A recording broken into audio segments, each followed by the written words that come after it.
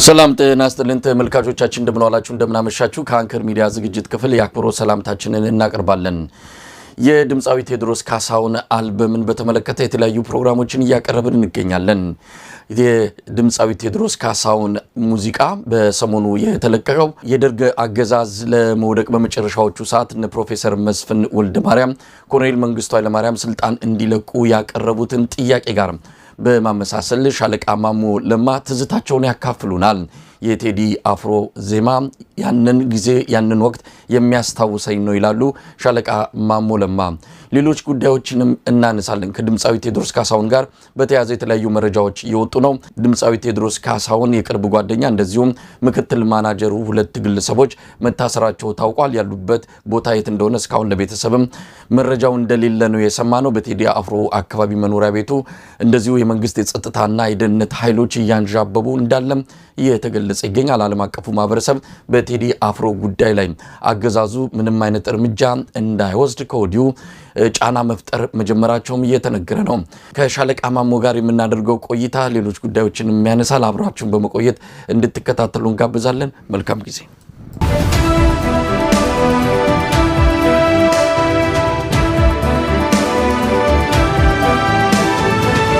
ጤና ይስጥልን ሻለቃ ማሞ። ጤና ይስጥልኝ መሳይ፣ እንደምን አለ? እንደምን ከረምክ? በጣም ነው የማመሰግነው ሻለቃ ማሞ ለማ። የወታደራዊ ጉዳዮች ባለሙያ ኖት። እንግዲህ በተለያዩ የወታደራዊ ጉዳዮች ላይ በርካታ እውቀቶችን የተለያዩ ትንታኔዎችን ሲሰጡን ቆይተዋል። ዛሬ አንድ ታሪክ ላስታውስ ፈልጋለሁ ብለውኛል። በተለይ የመጨረሻዎቹ የደርግ ዘመናት ላይ እነ ፕሮፌሰር መስፍን ወልደማርያም ኮሎኔል መንግስቱ ስልጣን እንዲለቁ የጠየቁበትን ወቅት የሚያስታውስ ነው።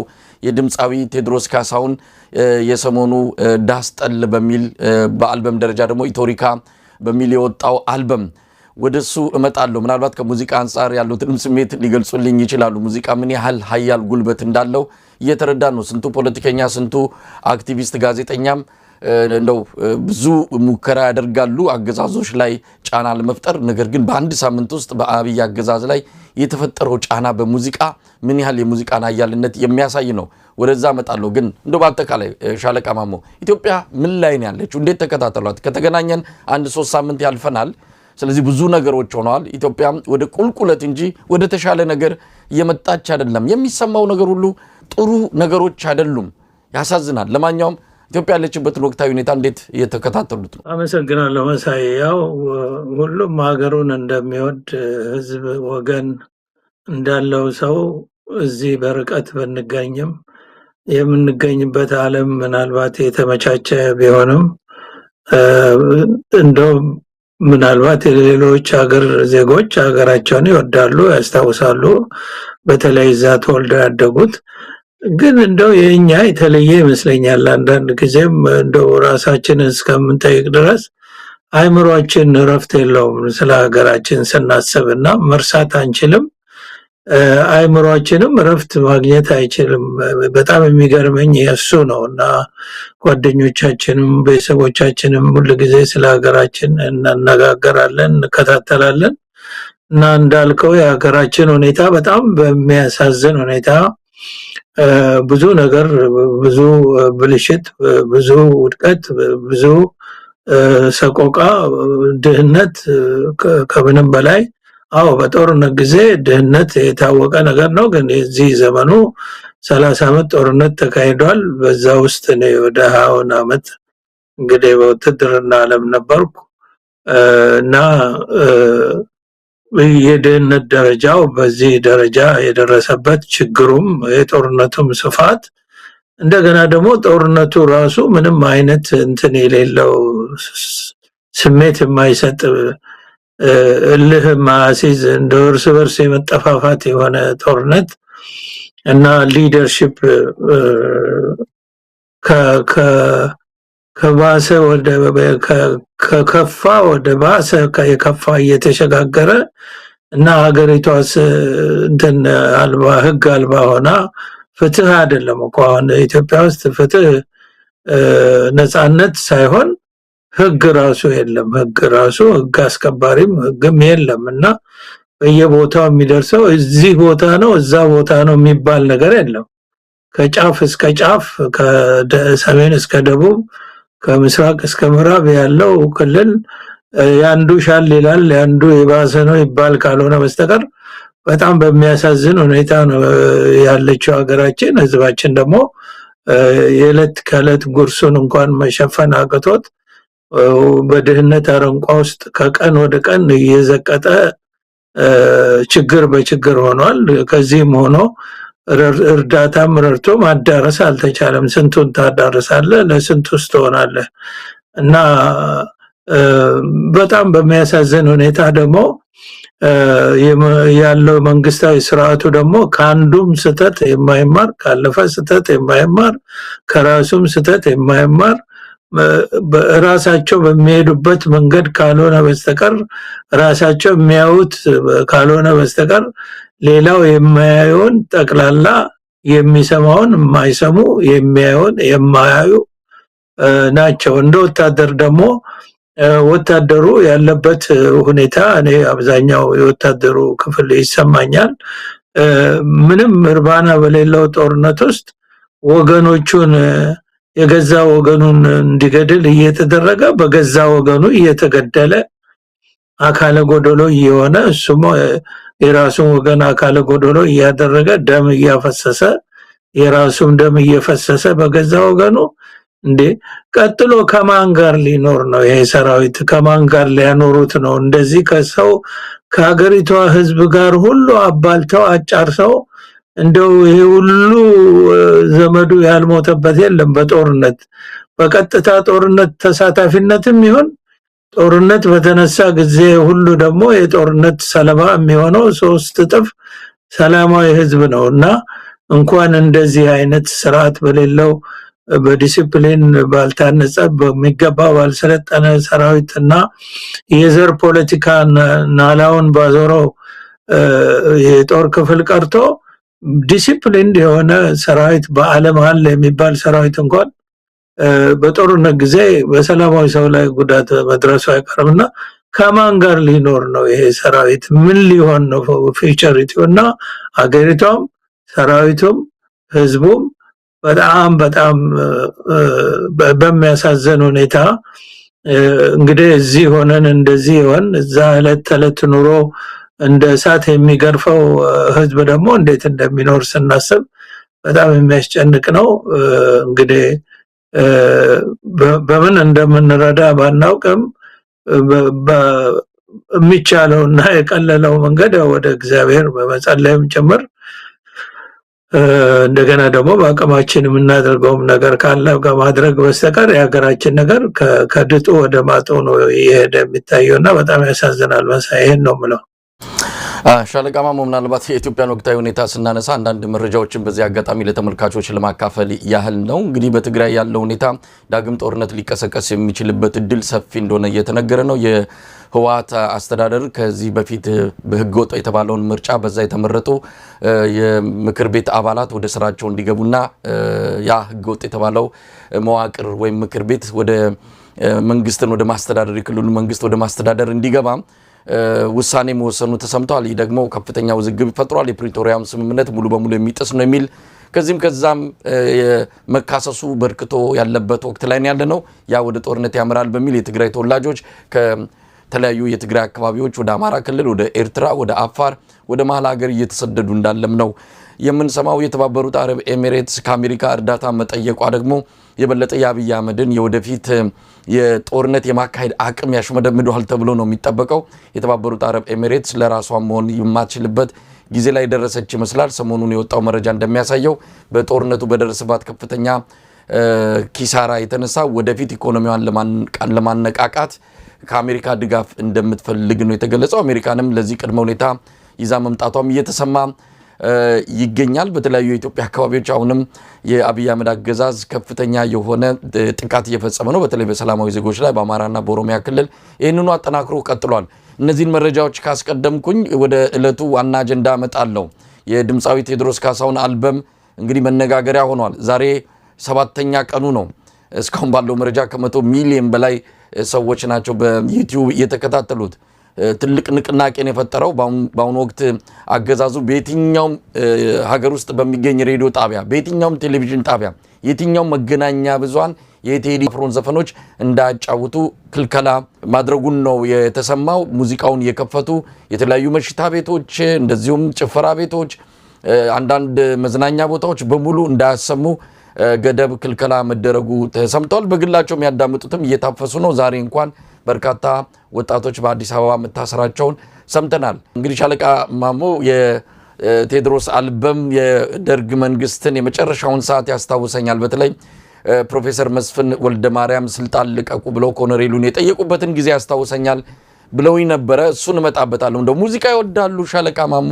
ከወደዱስ የቴዲ ዘፈን እንዴት ነው? ሙዚቃ የማዳመጥ ዘውትር ያዳምጣሉ?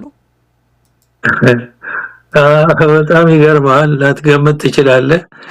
እኔ በጣም ነው ሙዚቃ የምወደው። ጓደኞቼ ያውቃሉ። እኔ ሙዚቀኛ አልሆንኩም እንጂ በጣም የሙዚቃ አፍቃሪ ነኝ። እንደገና ደግሞ በጣም ጊታር እወዳለሁ። ጊታር ነበረኝ እኔ ጦር ሜዳ ድረስ። ብዙ ጓደኞቼ እስካሁን ያስታውሳሉ። ጦር ሜዳ ድረስ እኔ ጊታር ይዤ ነበርና ያው በግል ይጫወት ነበር ጊታር እና ሙዚቃ በጣም ነው የምወደው። እንደውም በአንድ ወቅት የሙዚቀኛ የክፍለ ጦር ሲቋቋም እሱን እናደርጋለን ኃላፊ ኦፊሰር ሙዚቀኞቹ ኃላፊ ብለው መርጠውኝ ማለት ነው። ሙዚቀኞቹ የሙዚቃ መሳሪያ መጫወት ነው ወይስ ድምጻዊ የመሆን ነበር በወቅቱ ፍላጎቱ? እንደዛ በልጅነቴ እንደዛ ነበር። ድምጽ መሞክር ነበር። ግን በጣም ከመጠን ያለፈ ከምንም በላይ ጊታር እወዳለሁ። ያው በድሮ ጊዜ ያው ታውቃለህ በፊልም እኛ በድሮ ጊዜ እነ ጂሚ ሄንድሪክስ ጊዜ ጊታር እንግዲህ እነሱ ናቸው። እዛ እከታተል ነበር። በጣም ወደ ነበርና የኔ ክፍለ ጦር አዛዥ በቃ ጂፓቸውን አስነስተው ነው በረው መተው በቃ የዘመቻ መኮንን ሙዚቀኛ ልታረጉት ነው ብለው በቃ አዛዥን ላይ በቃ ትልቅ ማስፈራራት አድርገው እንዳይታሰብ አሉ። እኔም ለነገሩ ትንሽ እንትን አረግ ነበር። ምክንያቱም እኔ ዘመቻ መኮንን አዛዥነት እንጂ እዚህ ሙዚቃው ስትገባ ብዙ ነገር አንድል የምታረገው አለ እንደ ኃላፊ እና ትንሽ ግር ብሎኝ ነበረ። ገላገሉኝ እሳቸው እንጂ ሙዚቃ ወዳለው ለማለት ነው።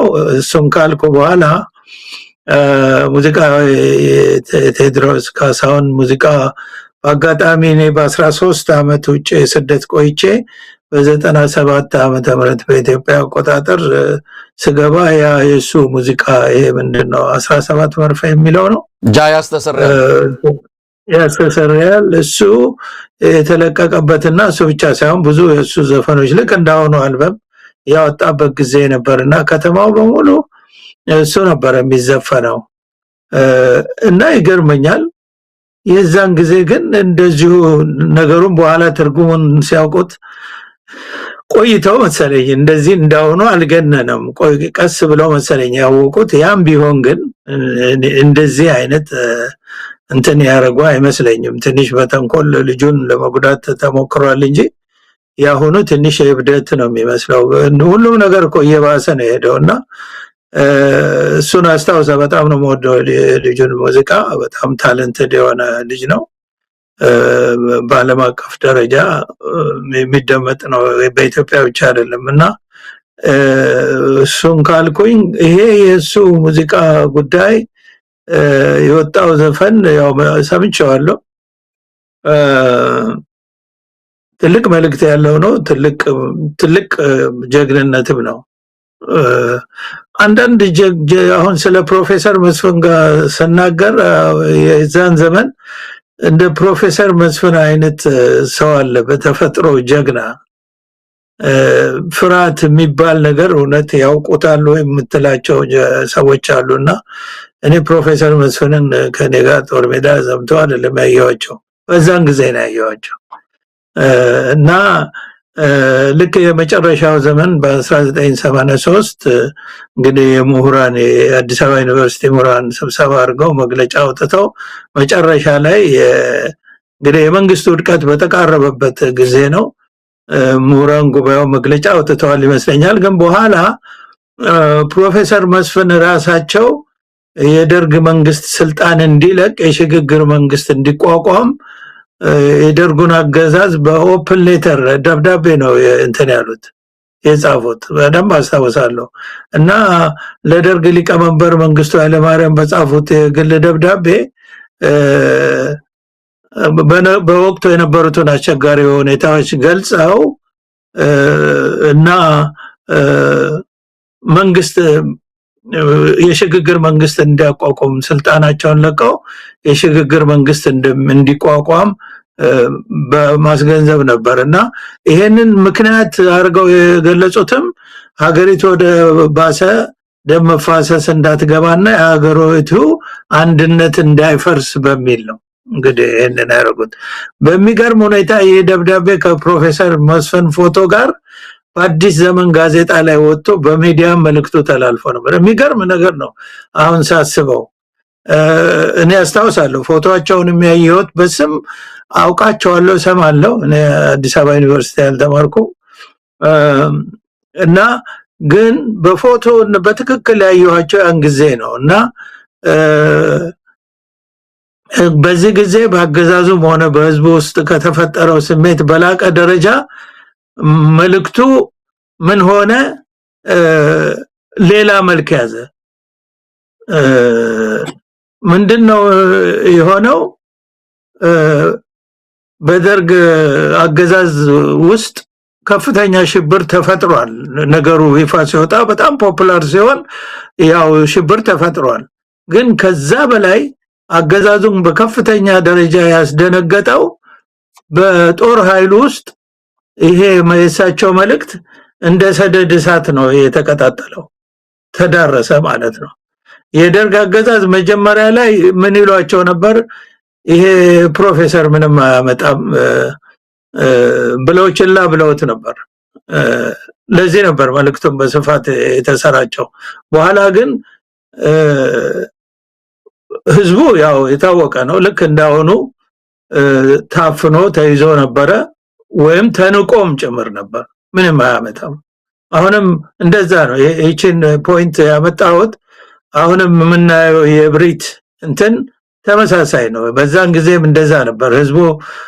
ህዝቡን ምንም ፕሮፌሰሩን ሰምቶ ህዝቡ እንዲህ ይለናል እንዲህ ይለናል የሚለው ብዙም አላስጨነቃቸውም። እኔ በቅርብ ስለነበርኩ እንግዲህ መንግስት በዛን ጊዜ በደርግ ማዕከላዊ ኮሚቴ ወይም በይበልጥ ደግሞ የጦር ኃይሎች የኃይል አዛዦች እና አንዳንድ ጊዜም የፖሊስ ቢሮ አባላት በሚሰበሰቡበት አዳራሽ አካባቢ ነበር ቢሮ የምሰራው።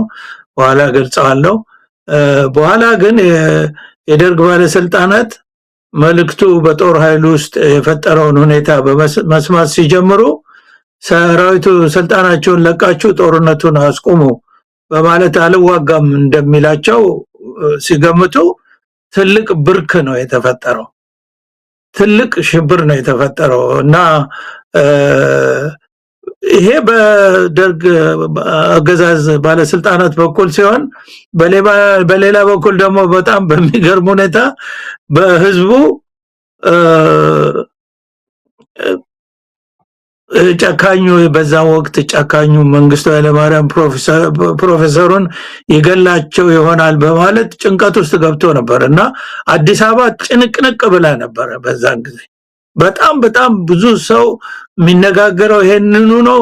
ከዚህ አልፎም እንደውም ፕሮፌሰሩን ደርግ እንዳይገላቸው በራሳቸው ፍቃድ የአካባቢው ሰዎች ሮንድ ይዞሩ ነበር በእሳቸው ቤት አካባቢ። ቤታቸው ፒያሳ ከዚህ ሄንሪኮ ከሚባለው ኬክ ቤት ጀርባ ነው። የሆነ ፍላት ውስጥ ነው የሚኖሩት እና ሰው ራሱ ሮንድ ይዞር ነበር እና በዚህ ወቅት እኔ በዛን ወቅት ዘመቻ መምሪያ መከላከያ ሚኒስቴር ዘመቻ መምሪያ በኋላ ብሔራዊ ቤታዊ ዘመቻ መምሪያ የሚባል አለ ታላቁ ቤተ መንግስት ውስጥ ቢሮአችን እዛ ነበረ በመጨረሻው 1 አመት 2 አመት እና በዚህ ወቅት በታላቁ ቤተ መንግስት ውስጥ የሚገኝ ብሔራዊ ዘመቻ መምሪያ ውስጥ የሚገኝ ስብሰባ አዳራሽ አለ። የሀገሪቱ ፕሬዝዳንት የሚመሩት የኃይል አዛዦችና አንዳንድ ፖሊስ ቢሮ አባላት የተገኙበት ስብሰባ ተካሂዶ ነበር። ቀኑን በትክክል አላስታውሰውም ግን ወዲያው በዛ በ83 ሚያዝያ ሊሆን ይችላል ግንቦት ሊሆን ይችላል እና የስብሰባ አጀንዳው ሌላ ምንም ሳይሆን ይሄንን የፕሮፌሰሩ የስልጣን ልቀቁና የሽግግር መንግስት ጥያቄ ነበረ እና ትኩረቱም ቅድም እንዳልኩት የሀገሪቱ ህዝብ ምን ሊያመጣብን ነው የሚል ሳይሆን ሰራዊቱ ከውጊያ የሚያዘናጋ ስለሆነ እንዴት አድርገን እናክሽፈው የሚል ነበር በወቅቱ እዛ ስብሰባ ላይ እኔም በዘመቻ ውስጥ ቀጠና መኮንን የሚባል ዴስክ ኦፊሰር ነበርኩኝና በጁኒየር ደረጃ ተሳትፌ ነበር እዛ ስብሰባ ላይ በስራ ምድቤ ምክንያት ከሰማሁት ፍጹም ሐሰትና የብሪት ንግግር ውስጥ ካሁኑ ጋር አሁን ከምንሰማው ጋር የማይገናኝ ቢሆንም የማስታውሰው በጊዜ ብዛት ካረሳሁት በስተቀር ይሄ እድሜ ልኩን ሲቀባጥር ያሳለፈ ሰው የሚናገረውን አውቅም የሚል ነበረ ከዚህ በላይ ራሳቸው ፕሬዝዳንት መንግስቱ ኃይለማርያም ይሄ ሰውዬ ፕሮፌሰር ስለመሆኑም የሚታወቅ ነገር የለም ማረጋገጫ የለም ፕሮፌሰርነቱንም አልቀበልም ሲሉ በፍጹም ይሄንን አረሳው ይሄም ማለታቸውም በጭራሽ አረሳው ሌላ ብዙ ተብሏል ረስቼው ሊሆን ይችላል ፕሮፌሰሩን የሚያጣጥል ያው የተሰበሰቡት እንግዲህ የኃይል አዛዦችና አንዳንድ ከመከላከያው ጋር ኮኔክሽን ያላቸው የፖሊስ ቢሮ አባላቱ ሲቪልም እንደነበሩ ሲቪል የሆኑ ወይ በሲቪል የሚሰሩ ነበሩ አላስታውስም ግን የኃይል አዛዦች ነበሩ የአየር ኃይል የባህር ኃይል የምድር ጦር ማለት ነው አዛዦች ነበሩ እና ፕሮፌሰርነቱን የሚያውቅ የኢምፔሪያሊስት ተላላኪ እንግዲህ እሳቸው አሜሪካን ሀገር ተምረዋል በሚል ይከሷቸው የሰድቧቸው እንትን ይሏቸው ነበር በብሬት በዚህ ስብሰባ ላይ ከተገኙት ውስጥ በእድሜም ሆነ በስልጣን ትንሹ እኔና አንድ ሌላ ደግሞ የቀጠና መኮንን እንደዚህ ዴስክ ኦፊሰር አለ ሻለቃ ወይ ሻምበል ነው መሰለኝ ነበረና እውነት ለመናገር ከሆነ ይሄ ሁሉ ነገር ሲነራከስ እኔም ውስጥ እሱም ውስጥ እዛውጣ እንግዲህ ከስልጣን ጋር ያልተነካካ ነው ወይም ደግሞ በስልጣን አይምሮአችን ያልሰከረ ማለት ነው በሳን ጊዜ በእድሜም ወጣቶች የሆነ አንጀታችን ነበር ያረረው ሰምተን ተነጋግረናል ልጁ ጋር ከዛ አልፈን ብዙ ነገር አምናትናገርም መንግስት መቃወምህን ግን እናወራ ነበር እሱም አንጀቱ አሮ ነው ወጣው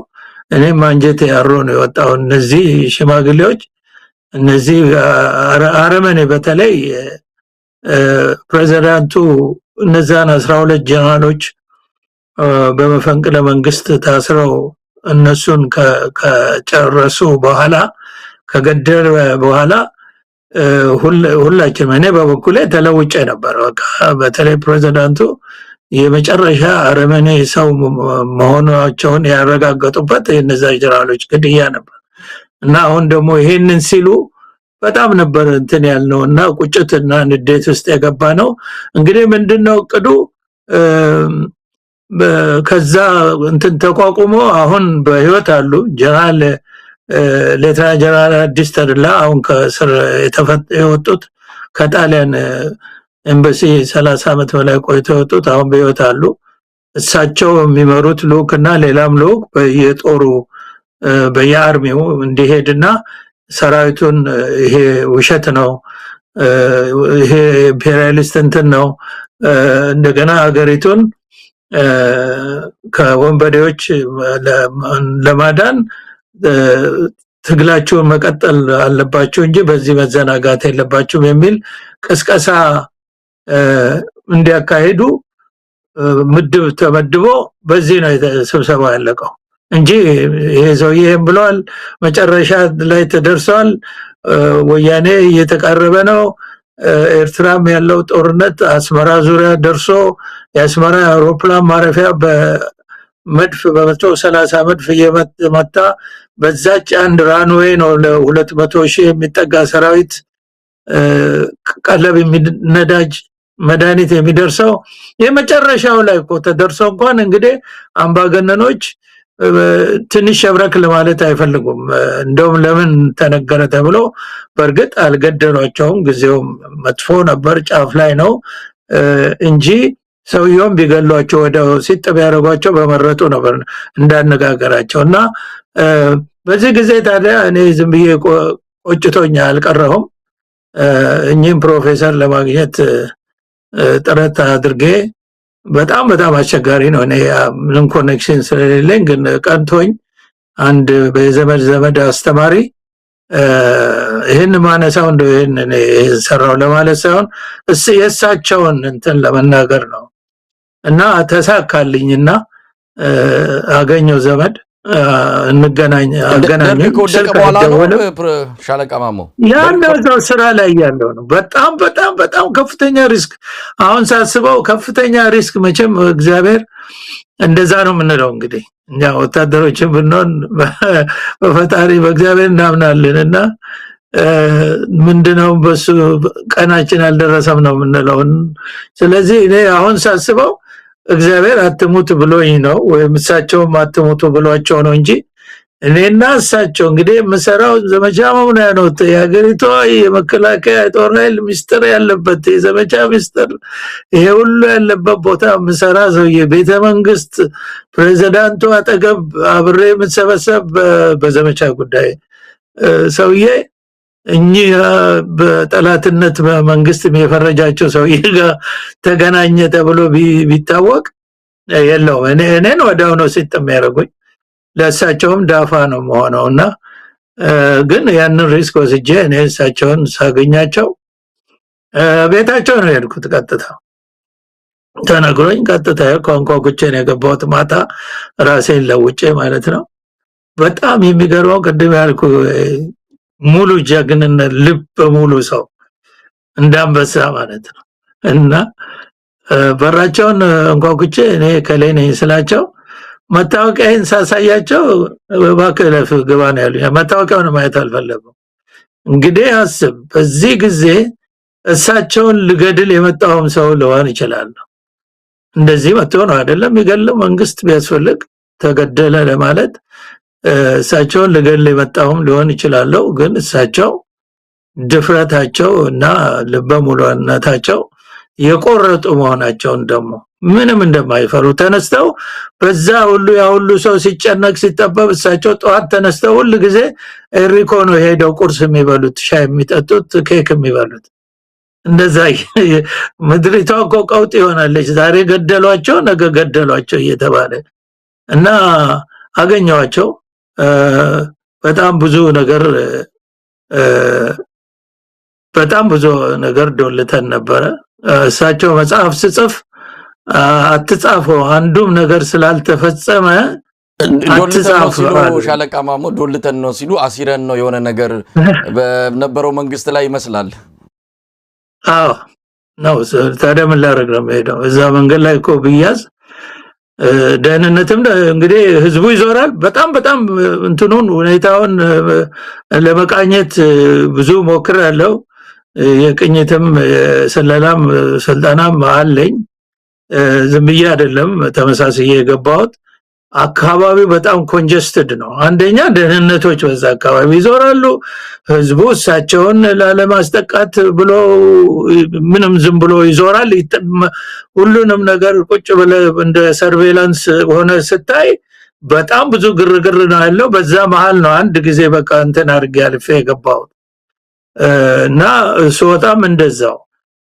ይሄን ሁሉ አድርገን እንግዲህ እሳቸው እኔ የምሰራውን ስራ ለመስራት ለሀገሪቷ የሚበጅ በጣም ችግር ነው። ወደ ጎን ለማነጋገር ሌላ ጓደኛ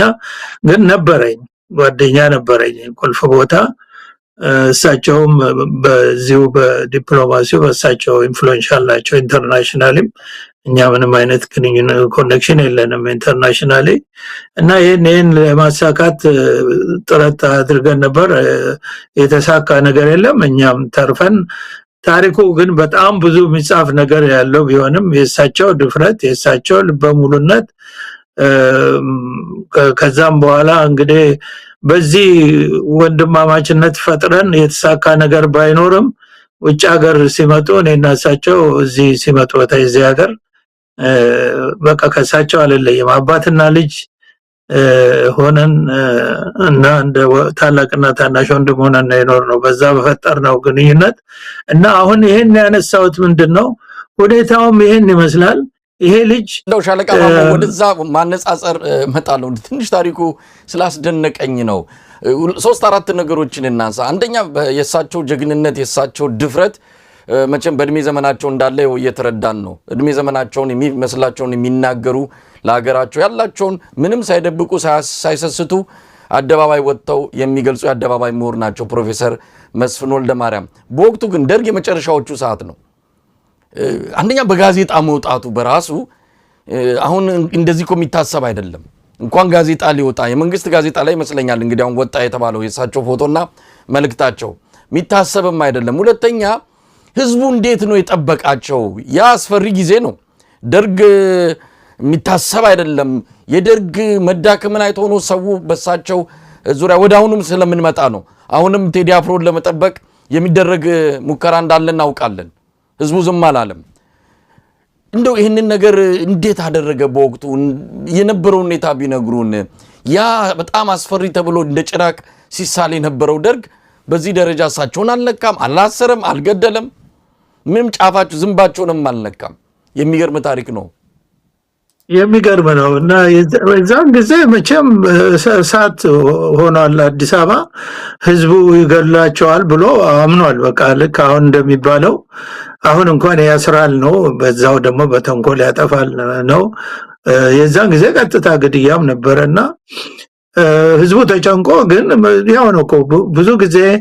የተደበቀ ነገር ሲወጣ ነው የምታየው መፈንቅለ መንግስቱም እኮ እኛ በዛን ጊዜ መፈንቅለ መንግስት የሚያረግ ያሉ ጀነራሎች እኮ ጀነራል የሚባል በኢትዮጵያ ምድር ያለ በሙሉ እኮ ተጠፍቶ እስከ 1968 በኋላ እስከ 1971 ድረስ ኢትዮጵያ እኮ ጀነራል አልነበራት ከሻለቃ ማረግ ጀምሮ ያለው ሌተና ኮሎኔል የነበሩ ጥቂቶች ነበሩ ያው መጀመሪያ ጀነራል ማረግ አብዮታዊ ጀነራል የተባሉት እና በሙሉ እንግዲህ አብዮታዊ ጀነራል ናቸው እነ ጀነራል መርድ እነ ጀነራል ኃይለ ጊዮርጊስ አብዮታዊ ጀነራል የሚባሉ ናቸው ደርግ የሾማቸው እንጂ የድሮ ጀነራሎች የሉም አልቀዋል ተወግደዋል የተገደሉት ተገለዋል የተወገዱት ተወግደዋል እና እነዚህ ጀነራሎች በዛን ጊዜ ደግሞ በ82 ዓመተ ምህረት እንደዛ ነፍሰ በላ በሆነበት ጊዜ ደርግ በተለይ ደግሞ ፕሬዝዳንቱ ጀነራል ታሪኩን ከተገደሉ በኋላ የመፈንቅለ መንግስት ይሆናል ብሎ ማሰብ እነዚህ ሰዎች መፈንቅለ እድሜያቸውም ሄደዋል ያን ጊዜኛ ስናይ ማለት በእኛ አይን እነሱ ሽማግሌዎች መቼም በሰፈሩ ቆልና በሰፈር አይቀርም እኛም እንደዚህ አርጅተን እንደርስበት ይርጅናል እነሱ በጣም ሽማግሌዎች አርገን ነበር የምንቆጥራቸው በቃ አቅመ ቢሶች ግን ባይገርም 50 ሚድ 50 ናቸው 55 56 60 የደረሰ የለም እነዛ ጀነራሎች በሙሉ ወጣቶች ነበሩ ማለት ነው አሁን ምሳሌው እና እነሱ ይሄን ያደርጋሉ ብሎ ይሄን ልብ አለ ወይ በደርግ ጀነራሎች መካከል ልብ ያለው ሰው አለ ወይ ይሄን ሰንጥቆ ወጥቶ መፈንቅለ መንግስት የሚያደርግ ይባል ነበር ግን ያው ተፈጠረ እኛ ራሳችን እንግዲህ በቅርብ ነው የምንሰራው እኔ ጀነራል መርድ የቅርብ አለቃይ ናቸው የታማጆር ሹሙ ማለት ነው እነ ሌሎች ጀነራል አበራባ የቅርባችን ናቸው እንደው መሳቸው የኛ መምሪያ ኃላፊ ናቸው እኛኛ የታማጆር ሹም ናቸውና እነዚህ ሰዎች የደርግ ኮምፕሌንት ሲያደርጉ አንዳንድ ጊዜ ሲበሳጩ እናያለን ግን እኛንም ተው ነው የሚሉን እንደዚህ አንዳንድ ጊዜ የሚጓጉ ጽሁፍ እኔ ጽሁፍ ነበር ብዙ ተው ነው የሚሉኝ እረፍ በወጣትነት እንዳትቀጨኛ ምትተኩት እናንተ ናቸውና እረፉ ይሉን ነበር እና እንደዚህ ያደርጋሉ ብለን አናስብም ህዝቡም መሃል እንደዚህ ሆኖ እንደው ህዝቡ የፈራ እንደው እንትኑን የሳተ በፍርሃት ውስጥ የሚኖር ይመስላል እንጂ ጀግና ይወጣል ጀግኖችም አሉ የጊዜ ጉዳይ ነው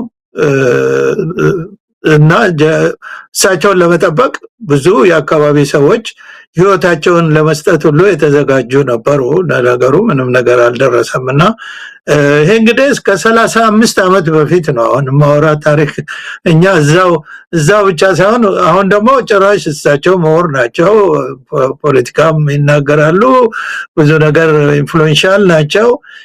ከንማጅን አሁን ደግሞ አንድ ድምፃዊ አርቲስት ዘፋኝ ዘፈነ ተብሎ እንደዚህ ምድርና ሰማይ ሲንቀጠቀጥ ምን አለ ድሮስ በንጉስ ዘመን ሳይቀር ስልጣኔ የለም በተባለበት ዘመን ሳይቀር እኮ መንግስትን የሚተች አንዳንድ ነገር ብዙ እንትኖች አዝማሪዎች ይሉ ነበር፣ ወይም ፉከራ ላይ ሽለላ ላይ ዘፈን ላይ እንደዛ ይባል ነበር። እሱን እንኳን ቶለሬት ያደርጉ ነበር የድሮ ሰዎች ሳይቀሩ። አሁን እንደዚህ ምድር ቀውጤ የሆነችበት ነገር በጣም በጣም የሚገርም ነው። ግን ልጁ እንዳልኩ እኔ ያልኩት ዘፈኑን ስሰማ መጀመሪያ ይሄ ልጅ ሙሉ ልበ ሙሉ ጀግና ነው። በቃ እንደዚህ አይነት ጀግኖች እንግዲህ ወደ ዋናው ርዕስ ገባን ማለት ነው። ያው ተያያዥም ነው። ድምፃዊ ቴዎድሮስ ካሳሁን እንደ ፕሮፌሰር መስፍን ወልደማርያም ያኔ እርሶ ያስታወሱን ታሪክ ያ የፈጠረው እስከ ሰራዊቱ ድረስ የዘለቀው ያኔ እንግዲህ ፌስቡክ የለም እንደዚህ ሶሻል ሚዲያ የለም እንጂ ቢኖር ኖሮ ይሄኔ ከፍተኛ መነጋገሪያ መሆን የሚችል ጉዳይ ነበረ። ለማንኛውም ድምፃዊ ቴዎድሮስ ካሳሁን እንደ ፕሮፌሰር መስፍን ወልደማርያም እስቲ ያነጻጽሩት ያኔ የነበረውን አሁን ካለው ጋር ቴዎድሮስ ካሳሁንና ፕሮፌሰሩን እንዴት ነው የሚያገናኛቸው ታሪክ? አንደኛ ዋናውና ትልቁ ነገር እኔ የሚያገናኛቸው አሁን ያልኩት ልበ ሙሉነታቸው ነው። ልበ ሙሉ ጀግኖች ናቸው። ጀግና ልበ ሙሉ ሰውና ትልቅ ልብ ያለው ሰው ጀግና የሚባለው እሱ ነው እና ድፍረት በሚያስፈልግ ሰዓት የሚደፍር እንደገና ደግሞ ለእውነት ለሀገር ሲል ራሱንም ለመስዋዕትነት ለማቅረብ ምንም ወደኋላ የማይል ሰው ማለት ነው እና ይሄ ልጅ ባለሙያ ነው፣ አርቲስት ነው፣ በጣም የተዋጣለት አርቲስት ነው። እውነት ለመናገር ከሆነ የሚሰራቸው ሙዚቃዎች፣ ግጥሞች እና ድምፁ ሁሉ ነገር የተሟላለት አርቲስት ነው። ከዛ በላይ ጀግና ነው እና ይሄ በታሪክ ትልቅ ቦታ የሚሰጠው ልጅ ነው።